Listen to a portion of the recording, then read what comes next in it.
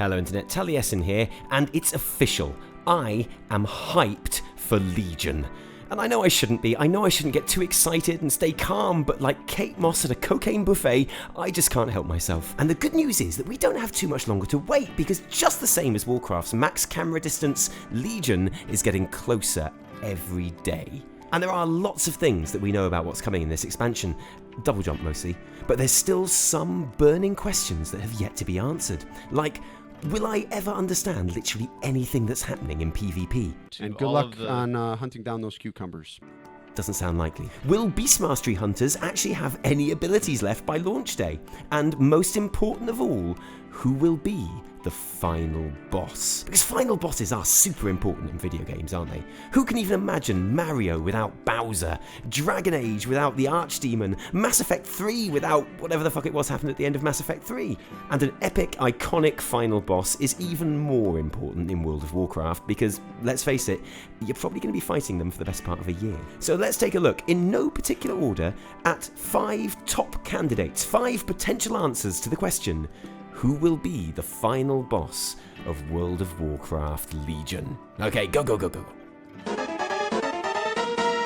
Now, one thing Legion is not going to be short on is demons. There's big ones, little ones with wings, ones with teeth, ones in weird spaceship things, and that's to be expected in the biggest demon invasion Azeroth has ever seen, isn't it? Like Starbucks pressing its cool divert button when the IRS phones, that's not going to be a massive surprise to anyone. And who better to face off against in an expansion called Legion, which is all about a big invasion from the Burning Legion, than the Supreme Commander of the Burning Legion, Kil'Jaeden, or Kil'jaeden the Destroyer, or Kil'jaeden the Legion Lord, or Kil'jaeden the Beautiful One. All in all, it's hard to keep track because he's had more last names than Jennifer Lopez. And why not? I mean, look at this bad boy. He has got final boss written all over him. And we know he's up for it as well because we have defeated Kil'jaeden in-game before at the Sunwell Plateau. But of course, we didn't really actually kill him because demons don't die unless you kill them in the Twisting Nether, do they? Because their physical body is just an avatar.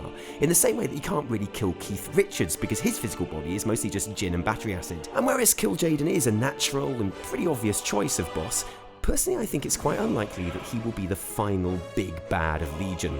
It would just be too similar to the end of Warlords, where we had to take on his bestie and fellow fallen Eredar, Archimonde, also for a second time. Now, I'm not here to give a history lesson, but basically Kil'jaeden, Archimonde and Vellum were the 3 leaders of the Eredar until the Burning Legion came along. Archimonde and Kil'jaeden go, hey, that sounds brilliant. Vellum said, no, that sounds shit. And that's your history lesson. Hope you enjoyed it. And I think Blizzard might quite rightly assume that we've had a bit of Eredar fatigue by then and plump for something more left field instead. It seems hard to believe, though, that Kil'jaeden won't make an appearance somewhere along the line in Legion. Maybe he'll end up having a mock Gorah with his old mate Vellum, and then Vellum will totally cheat, and that'll be the end of Kil'jaeden. Yeah, I've been playing this game for a while now, Medson. I know how your mind works. Jaina Proudmoore is one of the most iconic characters in World of Warcraft, and that's just a scientific fact.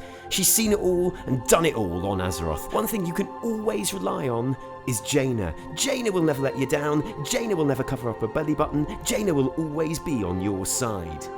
I can't say where Jaina went, but she was pissed off. Oh shit. Oh, I don't like the sound of that. Okay, now I don't want to jump the gun here, okay, but I know when Alex Afraziabi is setting up a much-loved character for a shafting, and I can't say where Jaina went, but she was pissed off. Yeah, Jaina's getting dicked. It's official. Now look, in fairness, if Jaina is pissed off, then it's easy to see why. So far in Warcraft, Jaina has seen her fiancé become a Death Knight and a Lich King and then dead. She's allowed her own father to be murdered by the Horde for the sake of peace, only to then have the Horde drop a mana bomb on her city, destroying everything and killing all her friends. Before Khadgar, that dick, decides to let the Horde back into the Kirin Tor, which might as well just be a big firework display that says fuck you Jaina and your dead friends in 20-foot high letters. So for me, at least, her anger is pretty reasonable. But I just get this feeling. But she was pissed off. This horrible feeling. And it's a feeling that certain corners of the internet, oh god, no, not that corner, always delete your browse history, kids. These sort of corners of the internet share. That Jaina might end up being the big boss of Legion. One theory is that the real Jaina died in the bombing of Theramore, and that who we think is Jaina now is actually a Dreadlord, which sounds as insane as the time Brian Harvey ran himself over with his own car while he was driving it because he'd eaten too many potatoes. But the thing is, Brian Harvey actually did run himself over with his own car while he was driving it because he'd eaten too many potatoes. That actually happened, and fuck, maybe Jaina is a Dreadlord. And I hope she's not. I really hope she's not, because I love Jaina, and whereas she would clearly make an epic final boss, I feel like, honestly, she deserves a bit more than that. I just can't shake this feeling. But she was pissed off. Don't do it, Alex. So about halfway through Warlords of Draenor, Blizzard realised they had a problem. Their expansion had turned out a bit like a teenager's first sexual experience at a party, full of big promises beforehand, carried through the opening stages by pure adrenaline and excitement, before realising they didn't actually know what they were doing. It all ended far too quickly, leaving no one especially satisfied. And lots of people, this voice included, still had fun, but plenty didn't. And WoW's subscriber numbers dropped quicker than this channel's will when we finally release our upcoming makeup tutorial. Hello Internet, my name is Taliesin. And I'm Evitel. And this is... Super Nude Buff in Delicate Fawn. So now, Blizzard needs a solution. How to get those players back into the fold and show them that WoW is still the kick-ass game that they fell in love with. And the solution is simple. Let's give them literally everything they've ever asked for. Hey, you want Demon Hunters? You got them. You want the Ashbringer? It's all yours. You want PvP to finally be balanced and accessible? Okay, we'll get back to you on that one, but here's Illidan! Yeah, you remember Illidan. He was awesome, wasn't he? With his glaives and his wings and his badass green tattoos that would make anyone look cool. Okay, make almost anyone look cool. Well, in Legion, he's back. But is he a good guy or is he a bad guy? And will he be the final big boss?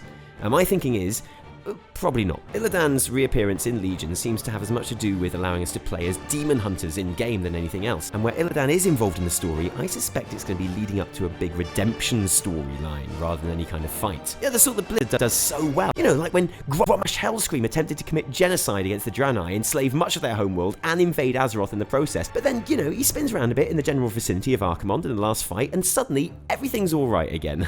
Yeah, I don't think so, Grommash. Actually, Grom, it might take a bit more than just waving your axe around and quoting Braveheart to get you out of this one, chum. Can you say War Crimes Tribunal, Grom? Although actually, isn't this how we got this mess started? Okay, forget the Tribunal, just watch your back, okay? So whereas I can see Illidan being very important in the latter stages of the expansion, and I am glad he's back, I don't think it's going to be as an antagonist. I get a feeling he's going to make a big sacrifice to get us a shot at the last boss, rather than being the last boss himself. Maybe a reconciliation with Malfurion, his brother, and Tyrande, the woman that he loves. Either way, I find it quite unlikely he's going to survive till the end of the expansion. Sorry, Illidan. Nice tattoos. Sorry. Sargeras, the Fallen, the Dark Titan, the Demon Lord, the great enemy of all life, the destroyer of worlds, the supreme commander, master, lord, and creator of the Burning Legion. Sounds like a baddie. There is no doubt that Sargeras is the ultimate big bad in the world of Warcraft, and would make a mind-blowing final boss of Legion, but there is of course one major problem with that. How are we supposed to even fight him? This guy killed the Titans of the Pantheon. He destroys planets with his sword. That's just what he does. That's his thing. That's how he gets off. He is the only person in history more badass than this kid.